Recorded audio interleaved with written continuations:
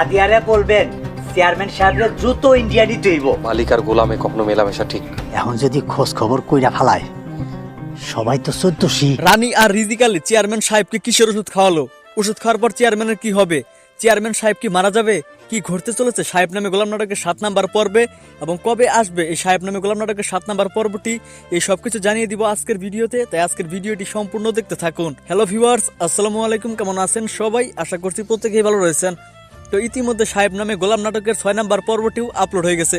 তো যারা এখনো 6 নাম্বার পর্বটি দেখেননি দ্রুত দেখে আসবেন, আপনাদের সুবিধার জন্য ভিডিও ডেসক্রিপশন বক্সে লিঙ্ক দেওয়া থাকবে। তো 6 নাম্বার পর্বে তো খুবই কষ্টদায়ক কাহিনী ঘটলো। তো আপনারা দেখতেই পাচ্ছেন যে সাহেবকে কিন্তু চেয়ারম্যান বাড়ি থেকে বের করে দেওয়া হয়েছে। তো বের করে দেওয়ার পর কিন্তু সাহেব খুবই মন খারাপ এবং কষ্টদায়ক হৃদয় নিয়ে কিন্তু সে বাড়ি থেকে চলে গেল। তো চলে যাওয়ার পরে কিন্তু সাহেব আরো একটি পরিবার পেয়ে যায়, মা বোন মিলে কিন্তু সাহেব আর একটি নতুন পরিবার পায়।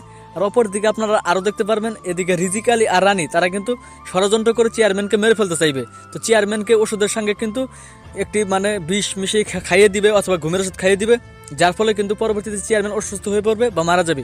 তো আপনাদের কাছে কি মনে হয়, চেয়ারম্যান কি আগামী 7 নাম্বার পর্বে মারা যাবে? অবশ্যই কিন্তু কমেন্টে লিখে জানাতে ভুলবেন না। তো এখন আপনাদেরকে জানিয়ে দিব এই সাহেব নামে গোলাম নাটকের 7 নাম্বার পর্বটি কবে আসবে। তো সেটি জানিয়ে দেওয়ার আগে দ্রুত আমাদের এই চ্যানেলটি সাবস্ক্রাইব করুন। আর আজকের ভিডিওটিকে কোন জেলা থেকে দেখলেন অবশ্যই কমেন্টে লিখে জানাতে ভুলবেন না।